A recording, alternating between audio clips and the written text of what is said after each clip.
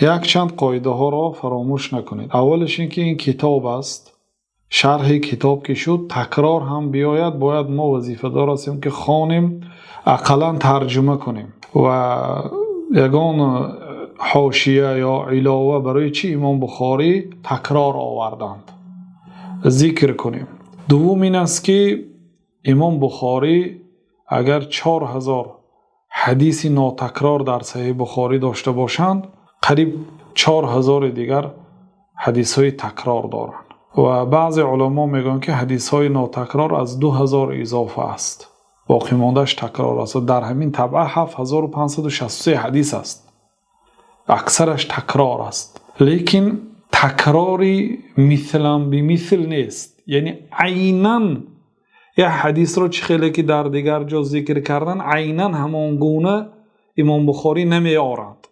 امام بخاری بسیار صنعتکار هستند در علم حدیث و لقبشان هم امیر المؤمنین فی الحدیث، امیر مؤمن ها در علم حدیث است. وقتی که امام بخاری تکرار میکنند، یا لفظ حدیث فرق میکند، یا یک جمله اضافگی هست، یا یک کلمه هست، یا یک حرف است که در حدیث هایی که پیشتر روایت کردن در آن نیست، یا اینکه سندش تغییر مییابد.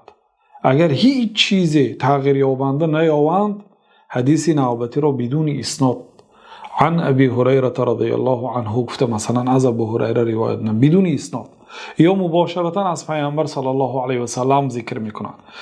اولش اینکه تکرار به حکمت نیست، بیهوده تکرار نمیکنند و این تکرار بسیار برای طالب علم، برای عالم ضرور است. بنابراین اگر به قرآن هم نظر کنید، الله تعالی بسیار سخنها را در دیگر سوره ها گفته است، با در دیگر سوره هم تکرار میکند. حتی بعض آیات ها عیناً تکرار شده است.